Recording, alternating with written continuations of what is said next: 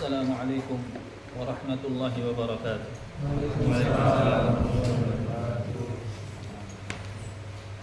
Bismillahirrahmanirrahim. Alhamdulillahi rabbil alamin. Wassalatu wassalamu al-atammani al-akmalani ala al-mab'uthi rahmatan lil alamin wa ala alihi wa ashabihi ajma'in wa man tabi'ahum bi ihsanin ila yaumiddin. Amma ba'd. Jamaah sekalian, kaum muslimin dan muslimah rahimani wa rahimakumullah. Ini adalah pertemuan pertama kita di hari Senin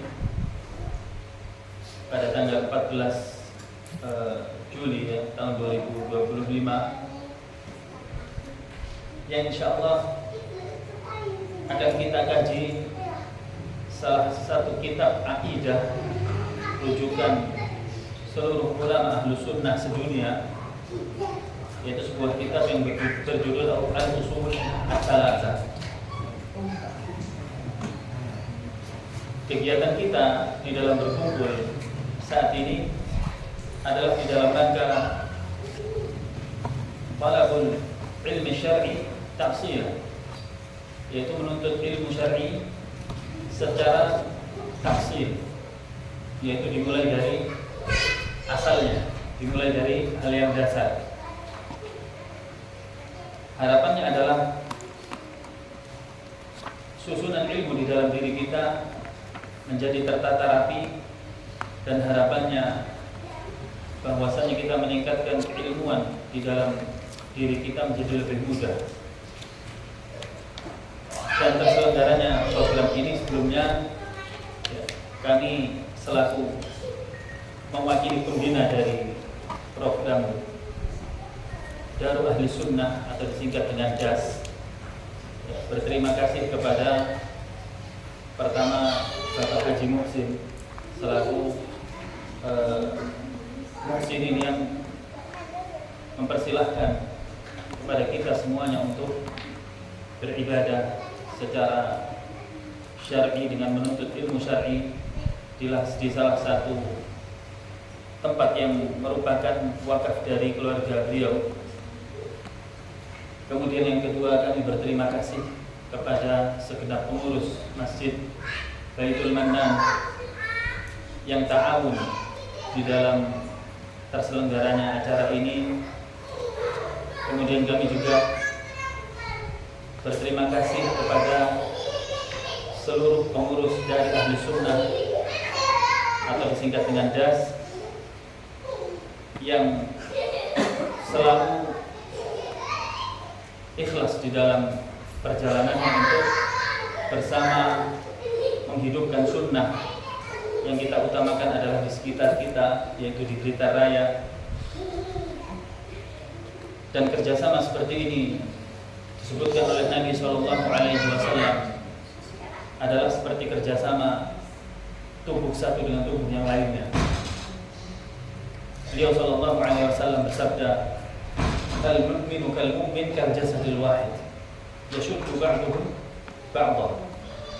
Mukmin satu dengan mukmin yang lain seperti satu tubuh, saling menguatkan satu dengan yang lainnya. Saling menguatkan satu dengan yang lainnya. Atau Rasul SAW mengatakan kal-bunyan, seperti bangunan, yashuddu ba'duhu ba'dah, saling menguatkan antara satu dengan yang lainnya. Maka inilah ijtima, perkumpulan yang diharapkan, yaitu mendapatkan ridha dari Allah Subhanahu wa taala. Dan ini adalah salah satu bentuk jihad fil ilm, salah satu bentuk jihad menegakkan kalimat Allah Subhanahu wa taala di dalam meninggikan ilmu, di dalam memperjuangkan tauhid dan sunnah Nabi Muhammad SAW. Sesungguhnya dengan kegiatan seperti ini adalah mengundang, pertama adalah ridha Allah Subhanahu wa taala. Yang kedua akan menurunkan pertolongan Allah Subhanahu wa taala bukan hanya kepada kita, bahkan di sekitar kita akan merasakan pertolongan Allah Subhanahu wa taala. Kemudian dengan kegiatan seperti ini tentu saja ilmu yang dimunculkan akan menggeser kebodohan. Ilmu yang dimunculkan akan menggeser kebatilan. Maka atas segala macam keutamaan ini, marilah kita bersama secara fisik bahu-membahu untuk mewujudkannya. Kemudian secara hati kita melakukan ikhlas karena Allah Subhanahu wa Ta'ala, karena sesungguhnya tidak ada amalan satu dzarrah pun yang dibangun di atas ikhlas melainkan Allah akan lipat gandakan dengan pahala yang sangat besar. Apalagi ketika hal tersebut lebih besar daripada sekecil dzarrah. Kita ketahui bahwasanya Nabi sallallahu alaihi wasallam bersabda, "Innal ulama warasatul anbiya." Sesungguhnya orang yang berilmu itu adalah pewaris para nabi. Ya. Wa innal anbiya la yuwarrithu dinaran wala dirham. Dan sesungguhnya para nabi tidak mewariskan dinar dan dirham. Innama warathul ilm. Mereka hanya mewariskan ilmu. Faman akhadahu akhadha bihadhin wafir. Barang siapa yang mengambil warisan tersebut, maka dia mengambil warisan atau bagian yang sangat banyak dibandingkan daripada harta. Juga di dalam fadilah menuntut ilmu syar'i, Rasulullah sallallahu alaihi wasallam bersabda, "Man salaka tariqan yaltamisu fihi ilma, sahhalallahu lahu bihi tariqan ila jannah." Barang siapa yang menuntut ilmu syar'i, memilih jalan untuk menempuh ilmu syar'i, Allah akan mudahkan jalannya menuju surga. Dan masih banyak fadilah-fadilah ilmu yang lainnya. Salah satunya dikatakan oleh Imam Ahmad bin Hanbal, "Al-ilmu la ya'diluhu syai' liman sahhat niyyatuh." Ilmu tidak ada bandingannya dengan satu apapun. Ilmu agama tidak ada bandingannya dengan satu apapun, dengan syarat benar niatnya. Kemudian dikatakan kepada beliau, ya, bagaimana kaifa sihhatin niyyah? Ya Imam, bagaimana benarnya niat di dalam menuntut ilmu, wahai Imam? Kemudian beliau mengatakan, apabila seseorang menuntut ilmu dengan niat mengangkat kebodohan dari dirinya dan mengangkat kebodohan dari orang lain, maka ikhwan fiddin rahimani wa rahimakumullah, kita berdoa kepada Allah Subhanahu wa Ta'ala untuk senantiasa memberikan keikhlasan di dalam hati kita, terutama di dalam menuntut ilmu syar'i, sehingga dengan menuntut ilmu tersebut yang dibangun di atas ikhlas melahirkan amal yang soleh. Dan kita mengharap dari Allah Subhanahu wa Ta'ala untuk menghilangkan seluruh penghalang yang bisa menghalangi kita dari menuntut ilmu syar'i, seperti kebosanan, kemalasan, atau sesuatu yang lainnya dari hal duniawi yang memalingkan kita dari ilmu syar'i. Dan kita memohon kepada Allah Subhanahu wa Ta'ala untuk melapangkan dada kita dan membukakan akal kita sehingga ilmu tersebut mudah masuk di dalam diri kita semuanya. InsyaAllah kita akan mulai pada kesempatan kali ini hanya secara muqaddimah, kemudian insyaallah akan disentuh beberapa hal dari materi. Dan sebenarnya ada pembagian, yaitu muqarrar atau diktat, ya. Diktat dari kami, yaitu berupa matan al-usul at-talatah, tapi qadarullah dari percetakan belum terkirim. Ya, harap bersabar, insyaallah akan dibagikan. Kemudian juga akan dibagikan buku tulis kecil untuk mencatat. Dan bagi peserta DAS yang mendaftar secara online, setelah materi offline disampaikan, harap memperhatikan pengawasan yang dilakukan secara online oleh pengurus, sehingga materi yang disampaikan bisa setiap pertemuan yang lalu terserap secara maksimal. Itu adalah harapan kita semuanya. Baik. Jamaah sekalian, ikhwani wa akhwati fid din, rahimani wa rahimakumullah. Al-usul ats-tsalatsa adalah salah satu bagian dari ilmu akidah.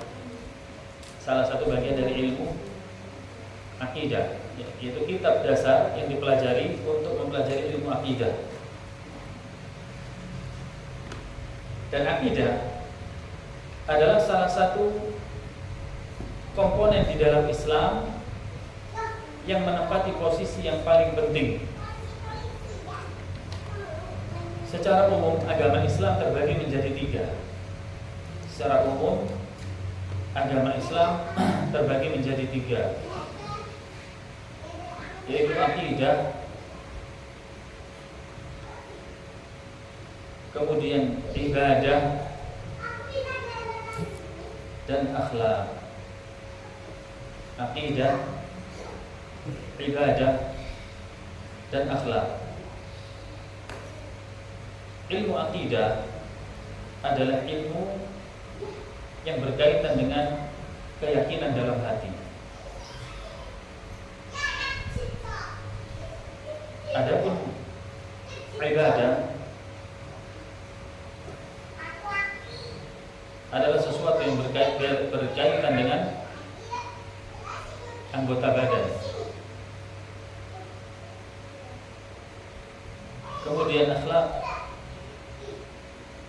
adalah sesuatu yang berkaitan dengan hubungan manusia dengan manusia yang lainnya.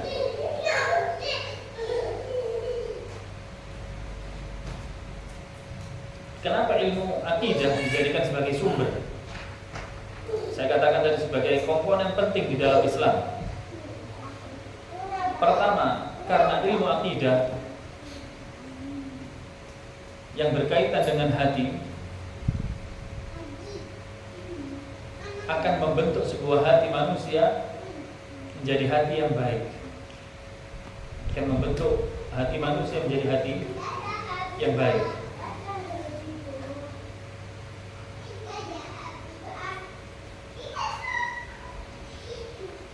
Dan kebaikan hati seorang manusia adalah ketika dia meyakini sesuatu hal. Kebaikan hati manusia adalah ketika dia meyakini segala hal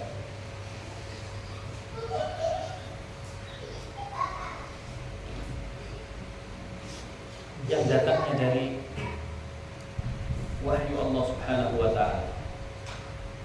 Yang datangnya dari wahyu Allah Subhanahu wa ta'ala. Penjelasannya adalah ketika manusia meyakini sesuatu yang datangnya selain dari wahyu, maka akan mengotori hatinya, maka tidak akan memperbaiki hatinya.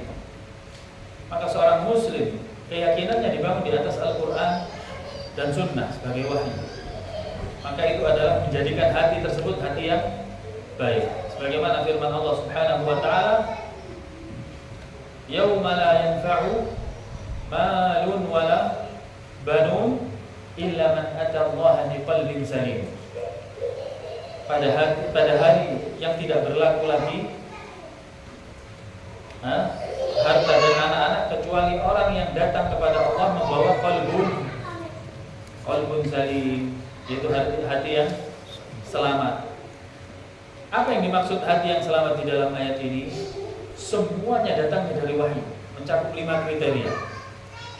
Qalbun salim, yang kita harapkan kita bertemu dengan Allah Subhanahu wa ta'ala, membawa qalbun salim, mencakup 5 kriteria. Nanti ketika sudah disebutkan, kita ketahui semuanya hasilnya dari wahyu. Semuanya hasilnya dari wahyu. Yang pertama, qalbun salim atau hati yang selamat.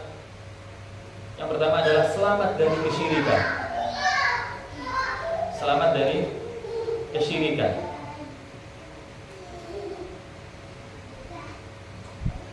Yang kedua, qalbun salim atau hati yang selamat adalah selamat dari kebid'ahan.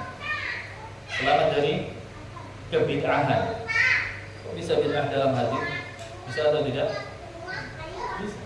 Yaitu meyakini sesuatu yang tidak pernah diyakini oleh Rasulullah, tidak pernah diyakini oleh para sahabat Nabi Sallallahu Alaihi Wasallam. maka bid'ah tersebut adalah bid'ah keyakinan. Nanti insya Allah akan kita dapatkan. Yang ketiga adalah hati yang selamat dari maksiat yang tersimpan di dalam hati tersebut. Selamat dari maksiat yang tersimpan di dalam hati tersebut. Sebutkan 3 ini berbeda. Semuanya maksiat, syirik maksiat, bid'ah maksiat, maksiat sendiri juga maksiat. Dibedakan karena derajatnya. Syirik yang paling tinggi derajatnya paling maksiat. Kemudian berikutnya adalah bid'ah karena berkaitan dengan Rasulullah sallallahu alaihi wasallam. Syirik berkaitan dengan Allah Subhanahu wa taala, ya.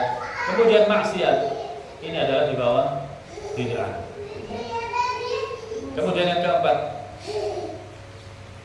hati yang selamat dari kelalaian dalam mengingat Allah Subhanahu wa taala.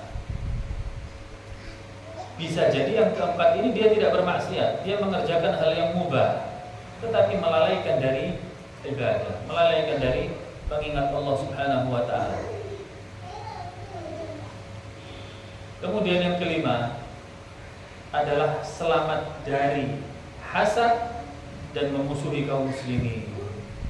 Selamat dari hasad, iri, dan memusuhi kaum muslimin. Karena sesungguhnya asal hubungan hati kita kepada kaum muslimin adalah cinta. Maka orang yang membenci kaum muslimin, maka hatinya bermasalah. 5 aspek tadi yang akan menyelamatkan kita menghadap Allah Subhanahu wa taala, dan semuanya adalah dari dalil. Semuanya bersumber dari dalil Al-Qur'an ataupun sunnah. Kemudian, kenapa ilmu akidah dititik beratkan pertama kali oleh para ulama? Bahwasanya alasannya adalah hati kita adalah raja dari seluruh anggota badan kita. Hati kita posisinya seperti raja atas seluruh anggota badan kita. Anggota badan seperti rakyatnya. Bagaimana sabda Nabi sallallahu alaihi wasallam? Ala inna fil jasadi mudghah idza salahat salahal jasadu kullu wa idza fasadat fasadal jasadu kullu, atau boleh dibaca saluhat saluhal jasadu kullu, atau baca salahat. Ketahuilah di dalam tubuh manusia ada segumpal darah, ada segumpal daging, ada segumpal daging, mudghah. Jika segumpal daging tersebut baik, maka baiklah seluruh amalan. Jika segumpal daging tersebut buruk, maka buruklah seluruh amalannya. Kata beliau, ala wahwal qalb, ala wahya al-qalb. Ketahuilah segumpal daging tersebut adalah hati. Ya. Maka ikhwan fillah rahimani wa rahmatullah, insyaallah harapannya program ini mempelajari seluruh aspek keseluruhan di dalam agama Islam, baik akidah ataupun ibadah ataupun akhlak, ya. Tetapi hal yang dimulai adalah dijalankan secara perlahan, itu jauh lebih baik. Ya, kata sebuah kaidah agama, man ista'jala bi syai'in qabla awanihi uqiba bi hurmanihi. Barang siapa yang tergesa-gesa di dalam melakukan sesuatu sebelum waktunya, maka dia dihukum tidak mendapatkan apa-apa. Oleh karenanya, di dalam menuntut ilmu syar'i, kita tidak boleh tergesa-gesa. Kita harus pelan-pelan. Ya. Dan ketahuilah, dengan belajar al-usul at-thalathah, ini adalah mizatul azimah, adalah value yang sangat besar. Adalah value yang sangat besar bagi orang yang benar-benar mengetahui. Pertama adalah kedudukannya, manzilahnya. Kenapa saya belajar al-usul at-thalathah? Yang kedua, kita akan mengetahui bedanya kita dengan sebelum belajar usul atau ketika kita memahami isinya. Ketika kita memahami isinya. Jelas ikhwan? Maka kalau kita mengatakan secara intensif, kalau kita ingin menaiki urutan secara belajar kitab mulai zaman dengan ilmu akidah, boleh kita pertama al-usul as-salah. Kemudian keduanya kita bisa belajar lum'atul i'tiqad. Setelah lum'atul i'tiqad kita naik di akidah wasitiyah, kemudian akidah tohawiyah, dan setiap kitab ya levelnya semakin bertambah, dan kita mulai dari yang termudah. Barang siapa yang meloncat di dalam menuntut ilmunya, maka dia akan merasa kesusahan. Dan barang siapa yang mencakup semuanya di dalam mengambil ilmu semua, ini adalah sesuatu yang menipu dia, dan dia akan merasakan kesusahan untuk menyimpulkannya. Kata para ulama, ta'amul kibar sumun fis sighar. Makanan orang dewasa adalah racun bagi anak-anak. Makanan orang dewasa racun bagi anak-anak. Sebagian penuntut ilmu langsung loncat dia belajar Sahih Bukhari. Setelahnya, sebelum mungkin hanya 1 bulan 2 bulan, dia berhenti menuntut ilmu dengan mengatakan saya sudah tidak pantas menuntut ilmu syar'i karena merasa berat. Kita katakan bukan ente yang nggak pantas, tapi sistemnya harus diperbaiki. Konsepnya tidak begitu. Sama seperti orang mengangkat beban. Bagaimana kita lihat atlet angkat beban bisa angkat beban 100 kilo? Apakah langsung? Tidak. Mungkin dia angkat setengah kilo dulu. Kemudian kalau sudah kuat naiklah. Ya. Inilah saya sebutkan di mukadimah pertemuan kita supaya kita membutuhkan beberapa adab di dalam menuntut ilmu syar'i. Ya, yang pertama kita harus ikhlas. Yang pertama tidak boleh dilewatkan, harus ikhlas.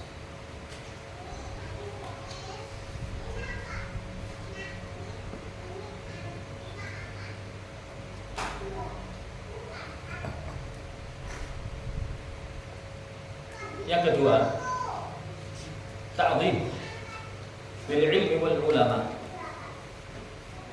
Ta'zim yaitu menghormati ilmu dan ahlinya. Salah satu poin yang dilewatkan kaum muslimin sehingga dia kesulitan di dalam menuntut ilmu syar'i adalah melewatkan poin ini. Mungkin dia ikhlas di dalam menuntut ilmu, tapi tidak ta'zim terhadap ilmu dan ahlinya. Bagaimana ta'zim terhadap ilmu? Ya, beberapa hal. Contohnya adalah memperhatikan penampilan ketika dia datang menuntut ilmu atau bermajelis ilmu. Kata Allah Subhanahu wa taala, "Ya bani Adam, khudhu zinatakum 'inda kulli masjid." Wahai anak cucu Adam, kenakanlah perhiasanmu. Maksud perhiasanmu adalah pakaian terbaikmu ketika masuk masjid. Ketika masuk masjid, walaupun kata para ulama majelis ilmu tersebut tidak ada di masjid, maka makna masjid sebagai tempat ibadah boleh ditarik ke arah majelis ilmu karena kita sedang beribadah. Kemudian di antara pengagungan kita terhadap ilmu atau ta'zim kepada ilmu adalah